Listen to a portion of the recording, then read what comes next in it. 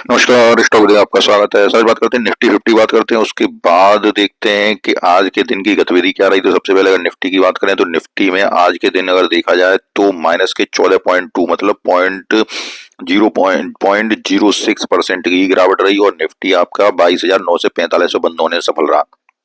वहीं अगर सेंसेक्स की बात करें तो सेंसेक्स 75,967 अंक पे बंद हुआ, उसमें माइनस के 29.47 अंक की गिरावट रही, मतलब माइनस है तो गिरावट तो रही। बैंक निफ्टी की बात करें तो बैंक निफ्टी 49,087 पर बंद हुआ है, क्लोजिंग दी है।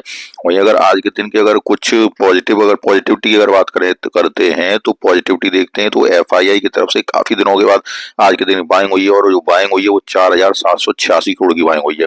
वहीं डीआई की तरफ से अगर देखा जाए तो 3,072 करोड़ की डीआई की तरफ से बाइंग हुई है। तो दोनों की तरफ से डाटा आज के दिन का पॉजिटिव नजर आया।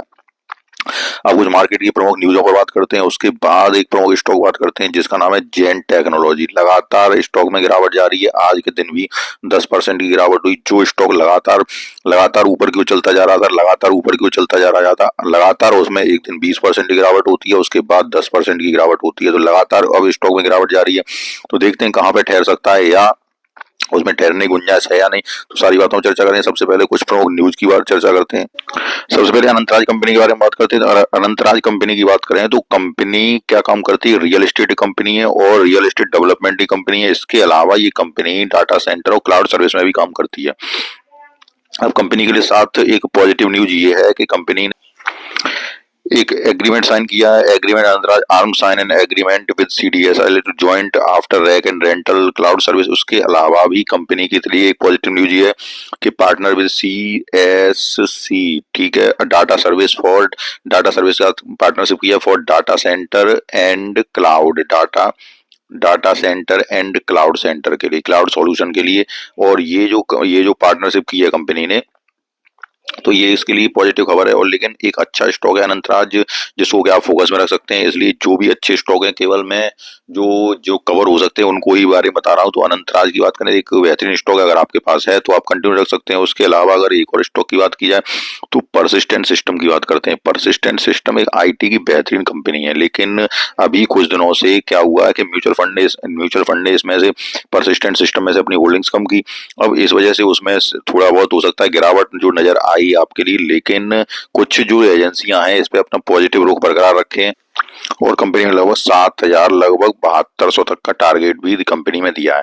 तो एक अच्छी कंपनी अगर आपके पास है तो आप होल्डिंग बरकरार रख सकते हैं। अगली कंपनी की बात करते हैं। अगर अगली कंपनी यूनो मिंडा की बात करते हैं। यूनो मिंडा एक ऑटो कंपोनेंट कंपनी है जो कि ऑटो पार्ट्स कंपनी बनाती है। अगर यूनो मिंडा की बात करें तो यूनो मिंडा एक बेहतरीन कंपनी है। अगर यूनो मिंडा के लिए पॉजिटिव खबर की बात करें तो आज के दिन की जो पॉजिटिव न्यूज है यूनो मिंडा की, एक एग्रीमेंट साइन किया है यूनो मिंडा ने, JV agreement to manufacturing high voltage power train products.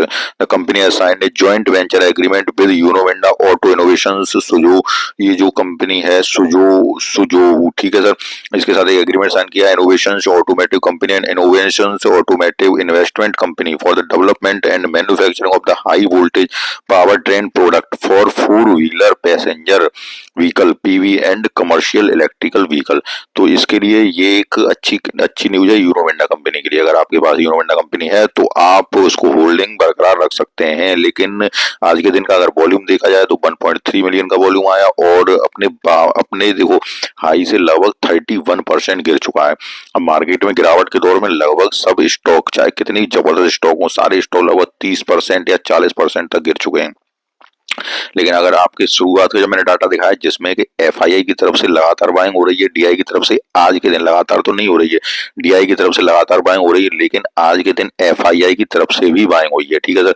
तो ये मार्केट के लिए पॉजिटिव न्यूज। अब देखते हैं एफआईआई कब तक बाइंग करते हैं, लेकिन केवल हम आज के दिन की देखते हैं। उसके बाद अगला जो कल के ट्रेडिंग सेशन में देखा जाए, अगर एफआई की तरफ से लगातार बाइंग आती रहती है तो मार्केट में पॉजिटिविटी बरकरार रह सकती है। लेकिन अगर एफआई की तरफ से बाइंग नहीं आती है तो फिर मार्केट में फिर से गिरावट का खतरा मंडरा सकता है, ठीक है सर। लेकिन अब देखते हैं आगे कल के ट्रेडिंग सेशन में क्या होता है, वो कल के ट्रेडिंग सेशन में पता चलेगा। लेकिन अगर कुछ एक मुख्य स्टॉक की बात करूं जिसके मैं बात कर रहा था आपसे, जेन टेक्नोलॉजी स्टॉक, जेन टेक की अगर बात करते हैं, जेन टेक्नोलॉजी में एक दिन 20% की गिरावट हुई, आज के दिन 10% की गिरावट हुई है। स्टॉक देखते हैं, स्टॉक की क्या कहानी है, क्यों इतनी गिरावट हो रही है, उसके बाद हम आगे चर्चा करते हैं। अगर जेनटेक की बात करें तो जेनटेक कंपनी एक देखो ड्रोन सेक्टर की एक प्रमुख कंपनी है, ठीक है सर। उसके बाद अगर हम यहाँ देखें तो मार्केट कैप कंपनी का कितना है, 8,781 करोड़ का मार्केट कैप है।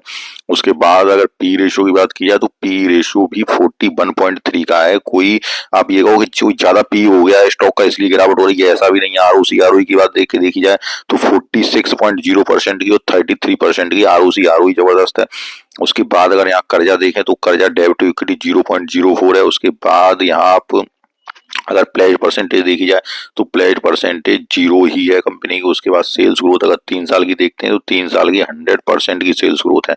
उसके बाद अगर यहाँ आप करंट रेशियो देखते हैं तो 7 का करंट रेशियो है, ठीक है सर। जो कि करंट रेशियो जितना ज्यादा हो उतना अच्छा रहता है। थोड़ा सा अगर हम रिजल्ट पे ध्यान दें कि रिजल्ट किस प्रकार का आया है, क्यों स्टॉक में इतनी जबरदस्त गिरावट हो रही है, तो अगर रिजल्ट की बात करते हैं तो क्वार्टरली रिजल्ट देखिए, दिसंबर की जो सेल्स हुई है वो 152 करोड़ की हुई है, ठीक है। अब यहाँ अगर साल दर साल का देखा जाए तो साल दर साल का 100 करोड़ से सेल्स बढ़कर कितनी हो गई है, 152 करोड़ हुई है। लेकिन क्वार्टर टू क्वार्टर 242 करोड़ से सेल्स घटकर कितनी हो गई है, 152 करोड़ हो गई है, ठीक है सर। ऑपरेटिंग प्रॉफिट मार्जिन की बात की जाए तो 29% का ऑपरेटिंग प्रॉफिट मार्जिन रह गया है, जो कि पहले 33% का मार्जिन था। यहाँ नेट प्रॉफिट की बात की जाए तो नेट प्रॉफिट 43 करोड़ का हो गया, उससे पहले 63 करोड़ का नेट प्रॉफिट था। तो क्वार्टरली रिजल्ट में गिरावट की वजह से स्टॉक में जो गिरावट हो रही है, उसके बाद हम थोड़ा सा यहाँ अगर बैलेंस शीट पर भी कंपनी का ध्यान देते हैं तो बैलेंस शीट आप देखिए, रिजर्व कंपनी के 91 करोड़ से रिजर्व बढ़कर 1522 करोड़ के रिजर्व हो गए। उसके बाद अगर यहाँ वर्क प्रोसेस देखा जाए तो वर्क प्रोसेस भी 14 करोड़ का चल रहा है। उसके बाद अगर यहाँ थोड़ा सा हम यहाँ फिक्स्ड एसेट देखते हैं कंपनी के, तो फिक्स्ड एसेट आप देखिए 106 करोड़ के फिक्स्ड एसेट हैं, ठीक है सर। उसके बाद अगर यहाँ देखें तो कुल मिला के बैलेंस शीट बहुत जबरदस्त नजर आ रही है कंपनी की। रिजर्व कंपनी के बढ़ रहे हैं, कर्जा कंपनी के पास कोई ज्यादा कर्जा नहीं है, नाम मात्र का कर्जा है, फिक्स्ड एसेट कंपनी के पास, ठीक है। उसके बाद अगर यहाँ शेयर होल्डर पैटर्न की बात करते हैं तो प्रमोटर की होल्डिंग कितनी है, 49.05% की प्रमोटर की होल्डिंग है। एफआईआई की होल्डिंग्स की बात करें तो एफआईआई की होल्डिंग्स देखो, सितंबर का जो डाटा आया है, दिसंबर के डाटा में एफआईआई की होल्डिंग्स बढ़ी है। उसके बाद यहाँ अगर हम डीआई की होल्डिंग्स की बात करें तो डीआई की होल्डिंग्स भी दिसंबर के डाटा में बढ़ी है।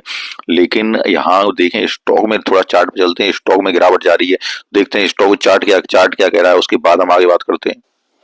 अगर हम जेनटेक के चार्ट पे आए तो देखो, चार्ट जेनटेक का बिल्कुल एक शार्पली गिरावट आई है। और ये जो गिरावट आई है स्टॉक में, यहाँ से सीधा ये एम पैटर्न स्टॉक ने बनाया, उसके बाद ये गिरावट लगातार जारी है, ठीक है।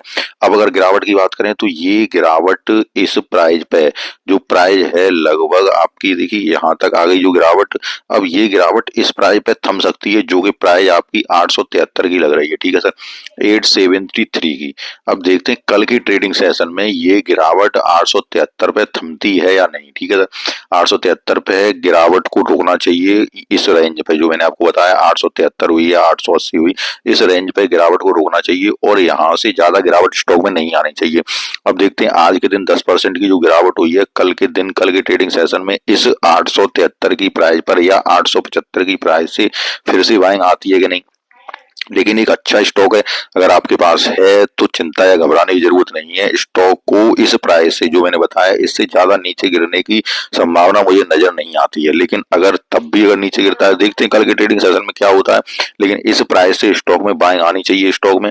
और स्टॉक अगर आपके पास है तो अभी केवल एक किसी क्वार्टर के नतीजे से स्टॉक को हम कहते हैं खराब है, ऐसा नहीं माना जा सकता। एक बेहतरीन कंपनी है जेनटेक, और अगर आपके पास है तो एक आप होल्ड कर सकते हैं अभी, ठीक है सर। उसके बाद क्योंकि देखो, जब स्टॉक मान लो कहीं आपसे ऊपर से खरीदारी है स्टॉक में, आपके पास से यहाँ से खरीदारी चल रही है, जिस यहाँ से खरीदारी किसी ने की हुई या 2000 की प्राइस से किसी ने खरीदारी की हो, तो आप अगर इस स्टॉक को एकदम एक क्वार्टर से ये कहना कि स्टॉक खराब हो गया, ऐसा तो हम नहीं कह सकता। एक स्टॉक बेहतरीन स्टॉक है जिसको कि आप पोर्टफोलियो अपने शामिल करने लायक स्टॉक है। हाँ, जो नई बाइंग करने की सोच रहे हैं तो नई बाइंग इस रेंज से, आपकी जो 873 की रेंज है, इस रेंज से नई बाइंग कर सकते हैं। लेकिन देखते हैं कि स्टॉक में क्या होता है अगले ट्रेडिंग सेशन में, वो कल देखी जाएगी। लेकिन केवल मैंने वीडियो आपको समझाने के उद्देश्य से बनाया है, मेरी कोई भी बाई और शेयर की रिकमेंडेशन नहीं है, ठीक है सर। मिलते हैं नेक्स्ट वीडियो में, तब तक के लिए नमस्कार।